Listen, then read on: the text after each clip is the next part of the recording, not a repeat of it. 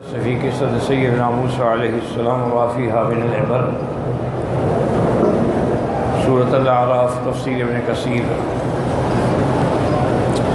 الحمدللہ رب العالمین، والصلاة والسلام علی اشرف الانبیاء وسید المرسلین، سیدنا محمد وعلی آلہ واصحابہ اجمعین۔ اللہم صلی علی سیدنا محمد وعلی آل سیدنا محمد کما صلیت علی ابراہیم وعلی آل ابراہیم فی العالمین انک حمید مجید۔ اعوذ باللہ من الشیطان الرجیم، بسم اللہ الرحمن الرحیم۔ واختار موسیٰ قومہ 70 رجلا لمیقاتنا فلما أخذتهم الرجفة قال رب لو شئت أهلكتهم من قبل وإياي أتهلكنا بما فعل السفهاء منا إن هي إلا فتنتك تضل بها من تشاء وتهدي من تشاء أنت ولينا فاغفر لنا وارحمنا وأنت خير الغافرين واكتب لنا في هذه الدنيا حسنة وفي الآخرة إنا هدنا إليك قال عذابي أصيب به من أشاء ورحمتي وسعت كل شيء فسأكتبها للذين يتقون ويؤتون الزكاة والذين هم بآياتنا يؤمنون۔ قال المؤلف والمفسر رحمه الله تعالى أدام النفع بعلومه وعلومكم في الدارين آمين إلى أن قال علي بن أبي طلحة عن ابن عباس رضي الله تعالى عنهما في تفسير هذه الآية كان الله أمره أن يختار من قومه 70 رجلا فاختار 70 رجلا فبلغهم ليدعوا ربهم وكان فيما دعوا الله أن قالوا اللهم أعطنا ما لم تعطه أحدا قبلنا ولا تعطه أحدا بعدنا فكره الله ذلك من دعائهم فأخذتهم الرجفة۔ اب مفسر رحمۃ اللہ علیہ فرماتے ہیں کہ حضرت ابن عباس رضی اللہ تعالیٰ عنہ کا ایک قول مبارک ہے کہ اللہ نے موسیٰ علیہ السلام کو حکم فرمایا کہ اپنی قوم سے 70 آدمی منتخب کریں اور ان سب کو لے کر اللہ تعالیٰ کے حکم کے مطابق طور سینا پہ پہنچیں۔ تو آپ نے ان 70 آدمیوں کو منتخب کیا اور پھر ان کو آپ نے حکم دیا کہ اپنے اللہ سے دعائیں مانگے، اپنے رب سے دعا مانگو۔ انہوں نے جو دعا مانگی تو دعا یہ تھی کہ اللہم اعطنا ما لم تعطه احدا قبلنا، یا اللہ ہمیں وہ چیزیں عطا فرما جو ہم سے پہلے آپ نے کسی کو نہیں دی ہیں، ولا تعطه احدا بعدنا، اور نہ ہمارے بعد کسی کو وہ دیں۔ تو اللہ کو ان کے یہ الفاظ جو تھے وہ پسند نہیں آئے، اس کا نتیجہ یہ نکلا کہ نیچے سے زلزلے نے ان کو پکڑ لیا۔ آگے انشاءاللہ پڑھیں گے، لیکن بعض علماء لکھتے ہیں کہ انہوں نے بھی یہ سوال کیا تھا کہ ہم اللہ کو دیکھنا چاہتے ہیں، تو اس بھی اللہ تعالیٰ کا عتاب آیا۔ تو ایک حدیث ایک آیت میں ہے کہ بجلی کی کڑک آئی، چمک آئی، ایک میں ہے کہ زلزلہ آیا۔ تو اصل دونوں ٹھیک ہے، نیچے سے زلزلہ تھا اور اوپر سے وہ صاعقہ تھا، اور اسی میں وہ بعض علماء کہتے ہیں بے ہوش ہو گئے اور بعض فرماتے ہیں کہ وہ مر گئے۔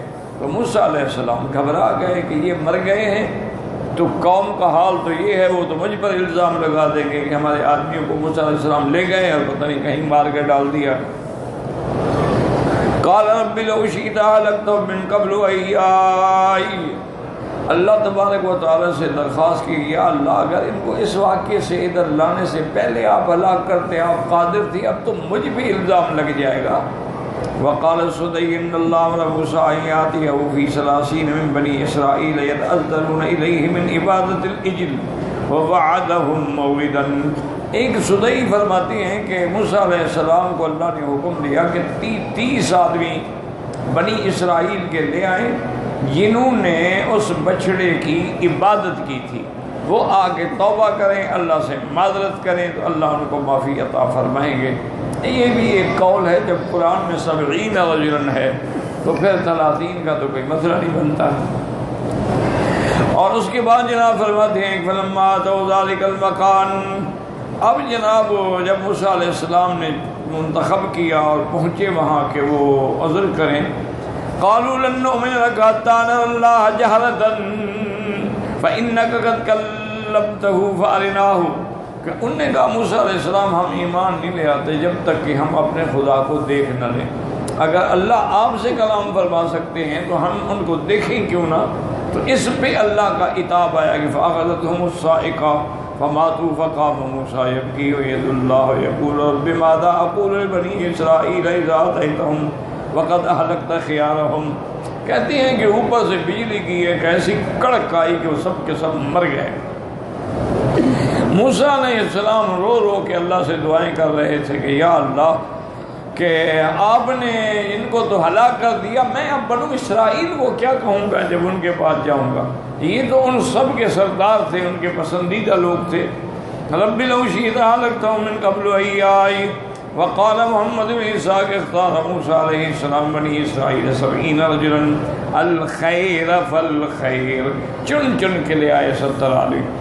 قال من ان تركوا الى الله وتوبوا اليه مما صنعتم وسلوه التوبة لا من تركتم وراءكم من قومكم، حضرت موسیٰ علیہ السلام نے ان کو حکم دیا کہ چلو اور توبہ کرو، تم لوگوں نے جو کچھ کیا ہے کہ بچڑے کی پوجا کی ہے، توبہ بھی کرو، اور جو لوگ پیچھے ہیں ان کے لیے بھی اللہ سے معافی مانگو۔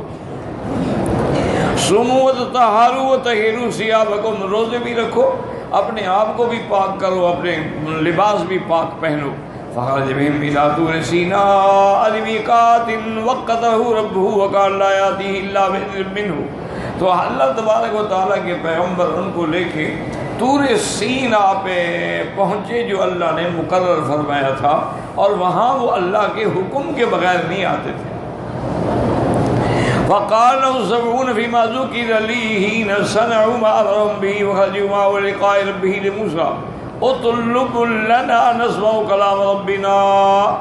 اب وہ 70 جب حضرت موسیٰ علیہ السلام کے ساتھ گئے، اور اس کے بعد انہوں نے کہا کہ موسیٰ علیہ السلام اللہ تبارک و تعالیٰ سے دعا کرو کہ ہم چاہتے ہیں کہ ہم اللہ کا کلام سنیں، کیونکہ اللہ نے آپ سے بھی تو کلام فرمایا ہے اور آپ نے بھی اللہ کا کلام سنا ہے، تو ہم بھی سننا چاہتے ہیں اللہ تعالیٰ کا کلام مبارک جو ہے۔ فقال افعل فلما دنا موسیٰ من الجبل وكان يموت الغمام اذا تغشى الجبل كله ودنا موسى ودخل فيه وقال للقوم ادنوا وكان موسى اذا كلمه الله وقع على جبهة موسى نور ساطع لا يستطيع احد من بني آدم ان ينظر اليه فضرب دونه بالحجاب ودنا القوم۔ اب موسیٰ علیہ السلام جب پہاڑ کے قریب طور سینا کے قریب پہنچے تو وہاں ایک ایسا بادل، جیسے ایک ستون کی طرح ایک بادل کھڑا تھا، اور وہاں آپ کے جانے کے اور دیکھنے کے بعد جو ہے اس نے سارے پہاڑ کو اس بادل نے ڈھانپ لیا تھا۔ اب موسیٰ علیہ السلام قریب ہوئے اور اس یعنی بادل کے اس اندھیرے میں اندر چلے گئے۔ وقال للقوم ادنوا، قوم سے بھی کہا کہ تم بھی آ جاؤ۔ وكان موسیٰ اذا كلمه الله وقع على جبهة موسیٰ نور ساطع، اور جب اللہ تبارک و تعالیٰ موسیٰ علیہ السلام سے کلام فرماتے تھے آپ کی پیشانی پہ ایک بالکل عظیم شان نور چمکتا تھا۔ لا يستطيع احد من بني آدم ان ينظر اليه، کوئی دیکھ ہی نہیں سکتا تھا۔ فضرب دونه بالحجاب ودنا القوم حتى اذا دخلوا في الغمام وقعوا سجودا فسمعوا، قوم بھی داخل ہوئی اور سجدے میں گر گئی، انہوں نے بھی سنا جو اللہ تعالیٰ کلام فرما رہے ہیں۔ وَيَقَلَّبُ موسیٰ علیہ السلام يَأْمُرُهُ وَيَنْهَاهُ افعل ولا تفعل، اللہ نے اوامر بھی دیے نواہی بھی، یہ کرو یہ نہ کرو۔ فلما فرغ إليه من أمره وانكشف عن موسى الغمام وأقبل إليهم وقالوا يا موسى، اب جب اللہ سے بات پوری ہو گئی اور موسیٰ علیہ السلام اس نور سے، اس روشنی سے، اس بادل سے باہر آئے تو ان کی جو قوم تھی کہنے لگی لن نؤمن لک حتی نری اللہ جہرۃ فأخذتهم الرجفہ، کہنے لگے موسیٰ علیہ السلام ہم نہیں ایمان لاتے کہ واقعی اللہ نے کلام کیا، ہم تو اللہ کو براہ راست کھل کے دیکھنا چاہتے ہیں۔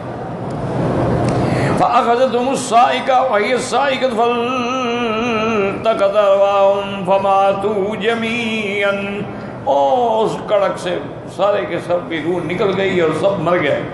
فقام موسیٰ يناشد ربه يدعوه ويرغب إليه ويقول رب لو شئت أهلكت من قبل وإياي قد صفحوا أفتهلكهم من ورائي من بني إسرائيل۔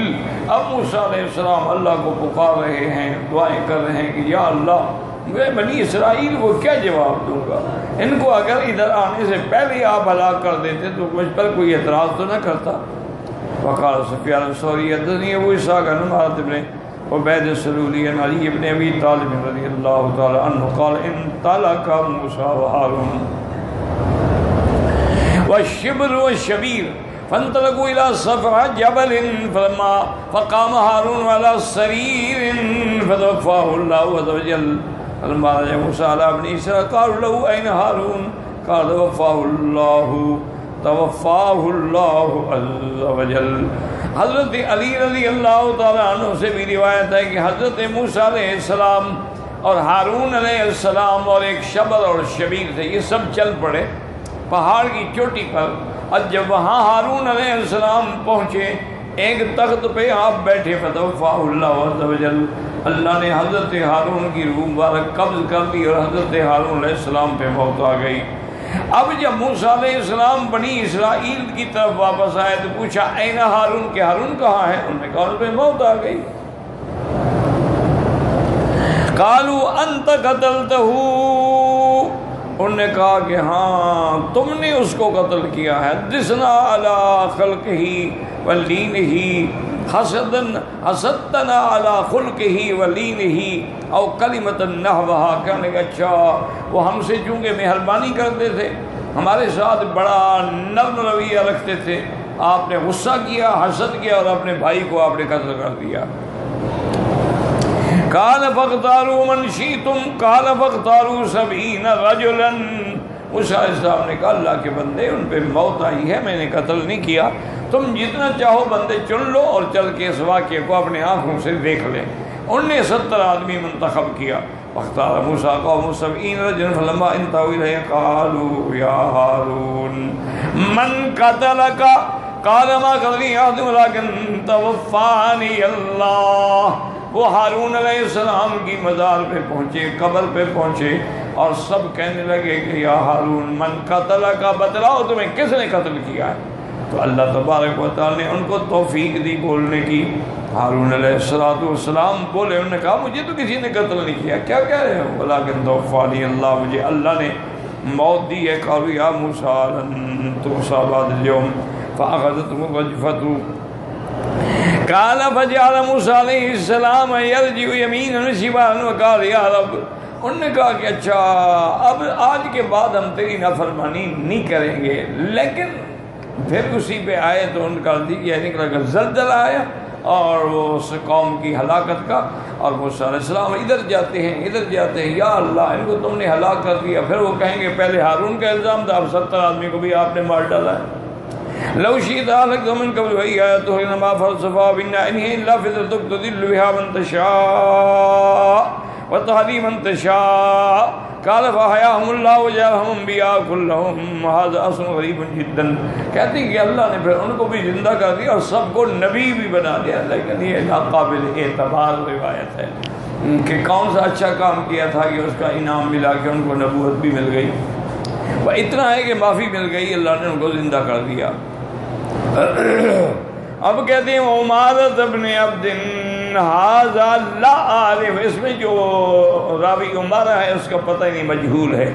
وقد رواه شعبہ نبی اسحاق عن رجل من بني سلول عن علی فذكره وقال إنهم أخذتهم الرجفة لأنهم لم يزالوا قومهم في عبادتهم العجل ولا نهرهم. ان کو زلزلے نے پکڑا، اور کیونکہ انہوں نے بھی اپنی قوم کو اس بچڑے کی عبادت کرنے سے روکا ہی نہیں تھا. وَيُوَجِّهُ هَذَا الْقَوْلُ بِقَوْلِ مُوسَىٰ عَلَيْهِ السَّلَامُ تُهْلِكُنَا بِمَا فَعَلَ السُّفَهَاءُ مِنَّا، کہ ہمارے ان بنی اسرائیل کے پاک بے وقوف لوگوں نے بچڑے ان کی وجہ سے ساری قوم کو اللہ اب ہلاک کرتے ہیں. ان ہی الا فتنتک ای ابتلاؤک و اختبارک و امتحانک، یہ تیرے طرف سے ایک امتحان ہے کہ ایک آزمائش ہے. قال هو ابن عباس وسيد بن ربيع بن غير واحد من علماء السلف والخلف ولا معنى له غير ذلك. اور یہی بات حق ہے. يقول ان الامر الا امرك ان الحكم الا لك فما شئت كان تذل من تشاء وتهدي من تشاء ولا هادي لمن أضللت ولا مضل لمن هديت ولا معطي لمن منعت ولا مانع لما أعطيت. اب فرماتے ہیں کہ انہوں نے عرض کیا کہ یا اللہ ان الامر الا امرک، صرف تیرا حکم ہے اور صرف تیرا حکم ہے، آپ جو چاہیں ہوگا. اس کے بعد تذل من تشاء، جس کو چاہیں گمراہ فرما دیں اور جس کو چاہیں ہدایت عطا فرمائیں.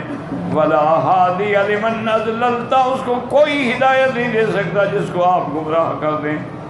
ولا مضل لمن ہدیت، اور اس کو کوئی گمراہ نہیں کر سکتا جس کو آپ ہدایت دے دیں. ولا معطی لمن منعت، اور اس کو کوئی دے نہیں سکتا نعمت جس کو نعمتیں آپ منع کر دیں. ولا مانع لما اعطیت، نہ کوئی روک سکتا ہے جس کو آپ دینا چاہیں.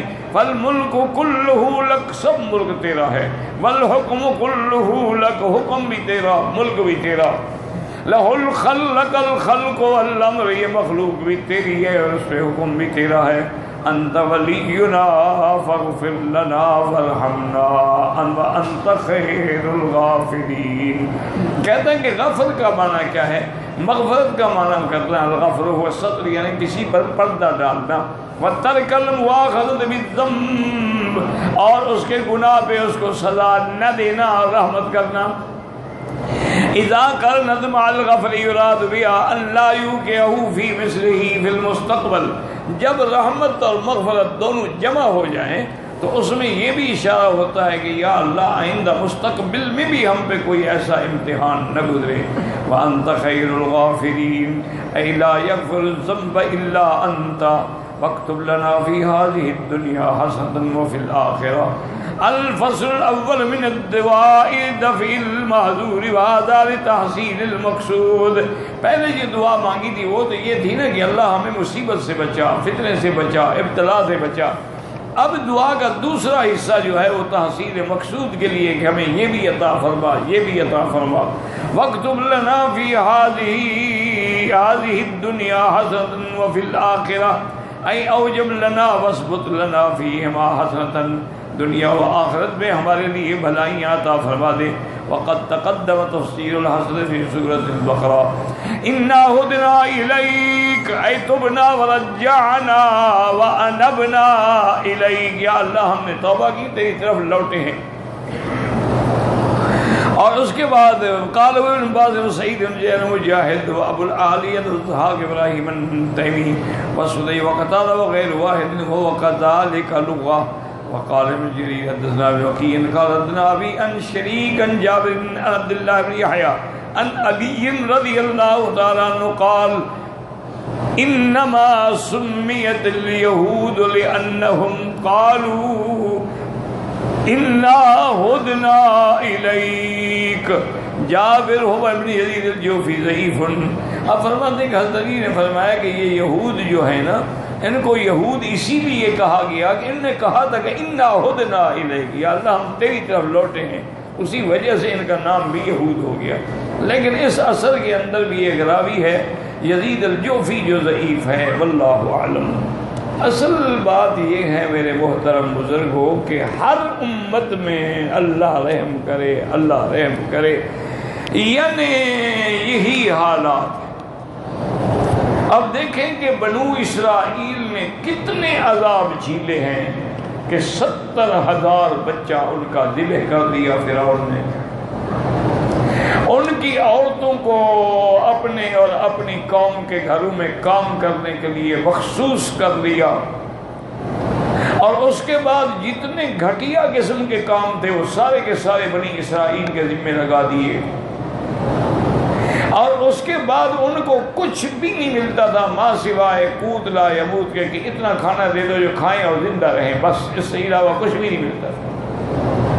اور اگر کوئی غلطی کرتا تھا تو ان کو دیواروں میں چنوا دیتا تھا، ان کے ہاتھ پاؤں میں میخیں گاڑ دیتا تھا، اسی لیے فرعون ذی الاوتاد کہا گیا۔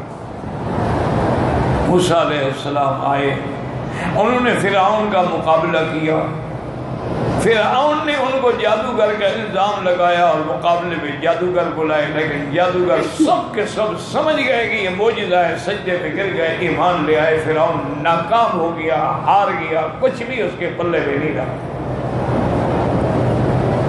اب اس کے بعد بنو اسرائیل کو نجات ملی، موسیٰ علیہ السلام لے کے چلے۔ اب آگے دریا آ گیا، اللہ نے موسیٰ علیہ السلام کو جو عصا دیا تھا اس نے عصا مارا، اللہ کے حکم سے راستے بن گئے، پوری قوم باعزت سلامتی سے نکل گئی۔ اتنے معجزات دیکھنے کے بعد بھی کہنے لگے، دیکھا کہ کچھ لوگ جو ہیں وہ دیوی دیوتا کی پوجا کر رہے ہیں، اجعل لنا الہا، ہمیں بھی ایسے خدا بنا دو۔ یہ قومیں ہیں ہی ایسے، انا للہ و انا الیہ راجعون۔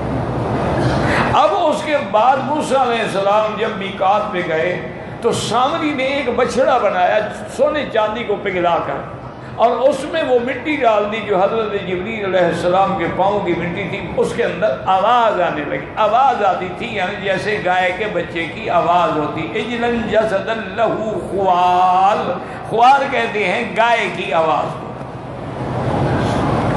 اب جناب یہ ہے کہ اس نے کہا کہ ھذا الہکم و الہ، یہ خدا ہے تمہارا بھی۔ موسیٰ علیہ السلام کو تو بھول کے ادھر چلے گئے ہیں۔ اب جناب قوم اس کی عبادت کرنا شروع ہو۔ حضرت ہارون علیہ السلام نے منع کیا، سب کچھ فرمایا، لیکن نہیں مانا۔ اللہ تبارک و تعالیٰ کے پیغمبر واپس آئے تو غصے میں آ کے انہوں نے وہ تختیاں جو تھی تورات کی وہ بھی زمین پہ ڈالی، اور بھائی کو پکڑ لیا، اخذ براس اخیہ یجرہ الیہ، انہوں نے کہا میرا کیا قصور ہے، میں نے نصیحت کی، نہیں مانے یہ۔ اب موسیٰ علیہ السلام نے اللہ سے عرض کیا کہ یا اللہ یہ ان کی کوئی توبہ، انہوں نے کہا ہے توبہ کا حل یہ ہے کہ فقتلوا انفسکم، اپنے آپ کو قتل کرو، یہ تمہاری توبہ۔ ہزاروں بندے اپنے آپ کو قتل کر گئے، پھر اللہ نے منع کر دیا، باقی جو تھے وہ بچ گئے۔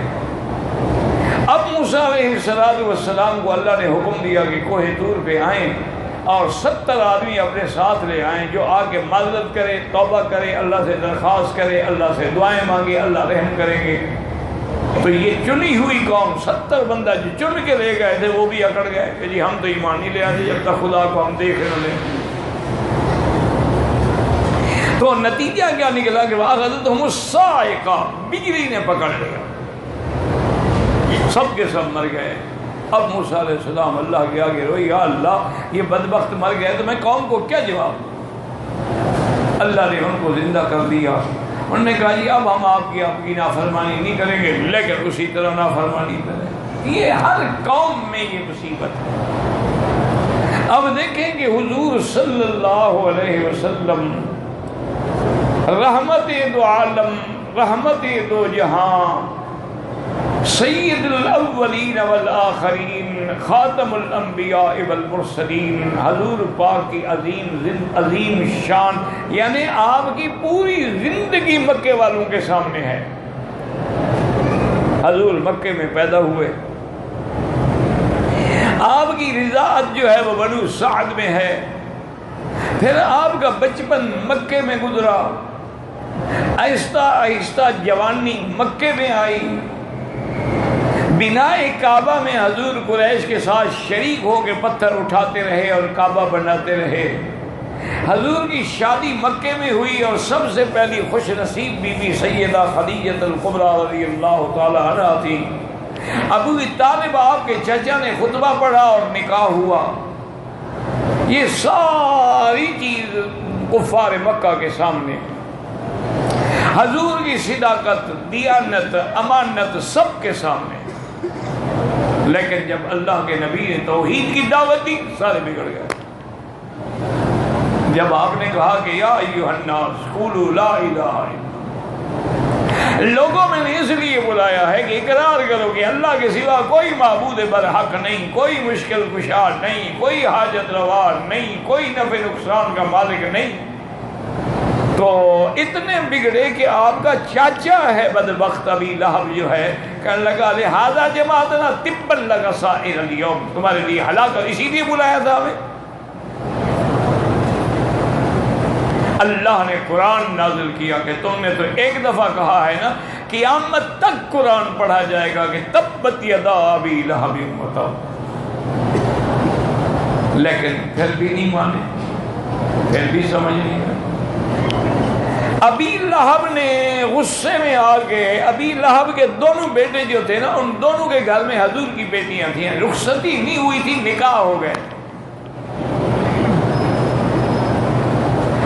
اور اس زمانے میں کافروں سے نکاح کرنا جائز تھا۔ یہ بعد میں حکم آیا کہ کوئی مسلمان عورت کسی کافر سے نکاح نہیں کر سکتی،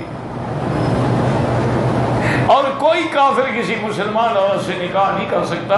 یعنی قوم نے اتنی گستاخی کی، اتنی گستاخی کی کہ ابی لہب نے اپنے بیٹے سے کہا کہ جاؤ اور حضور کے منہ پہ کھڑے ہو کے طلاق بھی دو اور تھوک کے آؤ، نعوذ باللہ۔ اس بدبخت نے ایسا کیا، حضور صلی اللہ علیہ وسلم پہ غم کے پہاڑ ٹوٹ پڑے، جن کی بیٹیوں کو طلاق ہو جائے، اور بیٹیاں بھی طاہرات، مطہرات، مومنات، مسلمات، قانتات، صائمات، کیونکہ آج کل کی فیشنیبل لڑکی کا کوئی مسئلہ نہیں ہے، طلاق ہو گئی چلو جی ذائقہ اور بدل لیں گے، وہ تو نبی کی بیٹیاں ہیں۔ حضور پاک نے غصے میں آ کے دعا کی کہ اللہم سلط علیہ قلبا من کلابک، یا اللہ اس بدبخت نے میری طرف تھوکا ہے، اس پر جنگل کے کتے کو مسلط کر۔ تجارت پہ شام جا رہے تھے، اس کو پتا تھا کہ اللہ کے نبی نے بد دعا کی ہے اور حضور کی بد دعا لگے گی، تو اس نے ساتھیوں سے کہا کہ دیکھو ایسا کرو کہ سارا سامان تجارت جو ہے اس کو اکٹھا کر کے ایک مچان بنا دو، میرا بستر اوپر لگا دو، تم سارے اس کے ارد گرد، کیونکہ مجھے ڈر ہے حضور نے بد دعا کی تھی میرے لیے، اور یہ جنگل بڑا خطرناک ہے، اس میں بڑے درندے ہیں۔ اس کو اوپر سلا دیا، قوم کے باقی لوگ چاروں طرف سو گئے۔ جب رات بالکل ڈھل گئی، نیند میں ڈوبے، تو شیر نکلا جنگل سے، اس نے آ کے سب کو سونگا، لیکن سمجھ گیا کہ ان میں وہ گستاخ رسول نہیں ہے۔ کافر ہونا الگ بات ہے، گستاخ ہونا الگ بات ہے۔ گستاخ کے اندر ایک بدبو اللہ پیدا کر دیتے ہیں، جیسے ماننے والوں کے اندر اللہ ایک خوشبو پیدا کر دیتے ہیں۔ اب اس نے دیکھا اور تھوڑی دیر پیچھے گیا اور دوڑ کے آیا اور جمپ کیا اور سیدھا اونچان کے اوپر گیا، تو بدبخت لیٹا ہوا تھا، جا کے ٹکڑے ٹکڑے کر دیا۔ حضور کی دعا پوری ہو گئی۔ یہ بھی مکے والوں نے دیکھ لیا، لیکن پھر بھی نہیں مانے۔ حضور جب معراج میں تشریف لے گئے، آپ نے ساری باتیں بتائیں، پھر بھی نہیں مانے۔ پھر کیا کیا، وفد بنا کے اکٹھے ہو کے حضور کی خدمت میں آ گئے اور کہنے لگے کہ یا رسول اللہ، ہم تب مانیں گے کہ ہم آپ سے پوچھتے ہیں مسجد الاقصی اور ان کی علامات، کہ اس کے کتنے دروازے ہیں، کون سا دروازہ کس طرف ہے، محراب کس طرف ہے، کتنے مینار ہیں، کتنے اونچے ہیں، اگر آپ سچے ہیں تو ہمیں یہ بتائیں۔ حضور فرماتے ہیں کہ انی قربت کربۃ، مجھے بڑی تکلیف ہوئی کہ میں وہاں اللہ کے حکم سے معراج پہ جا رہا تھا، میں دروازے گننے گیا تھا، یہ کیا مجھ سے پوچھ رہے ہیں؟ اب آپ لوگ عمرے پہ آئے ہوئے ہیں، آپ کو پتا ہے کہ حرم کے کتنے دروازے ہیں؟ آپ کو پتا ہے کہ باب ام ہانی کہاں ہے، باب الفتح کہاں ہے؟ کوئی آدمی اس لیے تو نہیں آتا نا کہ دروازے گنے. اللہ نے جبریل علیہ السلام کو بھیجا کہ لا تحزن یا محمد، حضور کیوں غم کرتے ہو؟ میں اگر معراج کرا سکتا ہوں تو اللہ نے اپنی قدرت سے پوری مسجد اقصی اٹھا کے حضور کے سامنے کر دی، کعبے کی دیوار میں گویا کہ فوٹو آ گیا. انہوں نے فرمایا ان سے کہو جو پوچھتے ہیں دیکھتے جائیں، جواب دیتے جائیں. وہ جو پوچھتے گئے حضور بتاتے گئے. اب جناب ناکام ہو گئے کہ حضور تو صحیح بات بتا رہے ہیں، اب تو مان لینا. پھر بھی نہیں مان. کہنے لگے اچھا حضور ایک بات اور بتائیں کہ ہمارا ایک قافلہ گیا ہوا ہے شام کی طرف تجارت کی سامان لانے کے لیے، اگر آپ اسی راستے سے آپ اسراء میں گئے، تشریف لے گئے ہیں، تو کیا ہمارے اس قافلے کو دیکھا تھا کہ وہ کہاں ہے اور مکے میں کب پہنچے گا، کتنے دن کے بعد؟ وہ بدبختو قافلہ تمہارا ہے، حضور تمہارا قافلہ دیکھنے گئے تھے. لیکن نہیں، ضد ہے. حضور نے فرمایا کہ ہاں میں نے قافلہ دیکھا تھا، وہ قافلہ فلاں جگہ تھا، اور میری براق کی برق رفتاری کو دیکھ کے اس کا ایک اونٹ جو ہے وہ دوڑ پڑا تھا، اور اونٹ پہ جو آدمی بیٹھا تھا تمہارا وہ گر گیا، اس کی ٹانگ بھی ٹوٹ گئی، وہ لنگڑا بھی آ رہا ہے، قافلہ بھی آ رہا ہے، اور فلاں دن تمہارا یہ قافلہ مکے میں پہنچے گا. خیر نہیں یار، دیکھتے ہیں، انتظار کرتے ہیں. اگر واقعی قافلہ پہنچ گیا تو پھر تو سوچنا پڑے گا اسلام لانے کے لیے. اسی دن قافلہ پہنچ گیا، پھر بھی پھر گئے. یعنی ہر معجزہ اپنے آنکھوں سے دیکھا لیکن پھر گئے. ابو جہل نے کہا حضور اگر آپ بتا دیں نا کہ میرے ہاتھ میں کیا ہے تو میں کلمہ پڑھ لوں گا. حضور نے میں کیا سوال کر رہے ہیں، سوال تو میری شان کے مطابق نہیں ہے. یہ تو بچے بھی کھیلتے ہیں کہ کتنا ہے، کیا ہے، شفا ہے، وتر ہے. اگر تیرے ہاتھ میں جو کچھ ہے وہ بتا دے کہ میں کون ہوں تو پھر کلمہ پڑھو گے؟ اس نے کہا بالکل یا رسول اللہ. حضور نے اشارہ کیا تو کنکریوں نے پڑھا اشہد ان لا الہ الا اللہ واشہد ان محمد رسول اللہ. دیکھ کے کہنے لگا اچھا مجھے پتہ نہیں تھا کہ پتھروں پر بھی آپ کا جادو چلتا ہے، اس کا کیا علاج؟ آج بھی یہی عالم ہے. یعنی آپ سارا قرآن پڑھ جائیں، سیاستہ کی ساری حدیثیں سنا دیں، خلفاء راشدین کا سارا عمل دکھلا دیں، بھی ان سب میں میلاد کا ذکر نہیں ہوگا. نہیں جناب، میلاد کے بغیر تو آدمی مسلمان ہی نہیں ہوتا. مانتے پڑے ہو اسی طرح اکڑے ہوئے. انا للہ و انا الیہ راجعون. ان کو کہیں کہ بھائی ساری ہمارا ایمان ہے کہ جیسے حضور سے افضل کوئی نہیں، حضور کی قبر سے کائنات میں کوئی قبر شان والی نہیں. حضور کا مدینہ بھی شان والا، روضہ بھی شان والا، قبر بھی شان والی. کیا کوئی جرت کر کے دکھا سکتا ہے کہ حضور کی وفات کے بعد کسی صحابی نے، آپ کے اہل بیت نے، کسی نے آ کے حضور کی قبر پہ سجدہ کیا ہو؟ نہیں دکھا سکتے. لیکن او جی ہم تو جو سجدہ کرتے ہیں نا پیروں کی قبر پہ، یہ تو تعظیم کے لیے کرتے ہیں جی، یہ عبادت سمجھ کے تو ہم نہیں کرتے ہیں. دیکھو نا جی فرشتوں نے بھی تو آدم کو سجدہ کیا تھا نا مولوی صاحب. اگر ہم قبر پہ سجدہ کرتے ہیں، یہ بھی تو اولاد آدم کے ولی ہیں. اتنا بھی نہیں سمجھتے بدبخت کہ آدم کو جو سجدہ ہوا تھا اللہ نے حکم دیا تھا یا فیصلے فرشتوں نے سجدہ کیا تھا؟ اللہ نے حکم دیا قُلْنَا لِلْمَلَائِكَةِ اسْجُدُوا لِآدَمَ. اگر تمہیں بھی اللہ نے حکم دیا تو کرو، پھر کون ہے تمہیں روکنے والا؟ تمہیں تو اللہ نے یہ حکم دیا کہ لا تسجدوا للشمس ولا للقمر، کسی چاند اور سورج کو، کسی چمکتی چیز کو کبھی سجدہ نہ کرو. فاسجدوا للہ الذی خلقہن، اس ذات کو سجدہ کرو جس نے ساری کائنات کو پیدا کیا. لیکن نہیں مانتے. رمضان المبارک میں 9 دن یا 10 دن کا اعتکاف ہوتا ہے، یہ مزاروں میں جا کے 9 راتیں بیٹھتے ہیں. اللہ کے حج میں قران ہو یا تمتع ہو، قربانی بکری دینی پڑتی ہے مینا میں، یہ بھی قبر پہ جا کے ماشاءاللہ اٹا گٹا ذبح کرتے ہیں،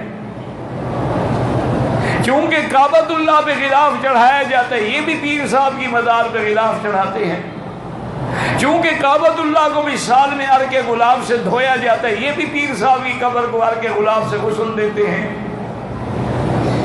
چونکہ کعبے کے دروازے پہ سونا لگا ہے اور پرنال مبارک بھی سونے، انہوں نے بھی پیروں کی مزار پہ سونا لگایا ہے۔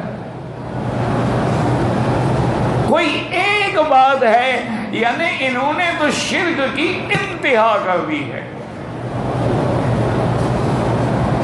لیکن سوال ہی پہ قرآن سنا ہو تو کہیں گے جی وہابی ان کو کیا پتا ہے، اندر کی باتیں جو ہے نا، قرآن کا ایک ظاہر ہوتا ہے ایک باطن ہوتا ہے، ان کو تو ظاہر شریعت کا پتہ ہے، باطن کا پتہ تو ہمارے بزرگوں کو ہے، ہمارے پیروں کو ہے۔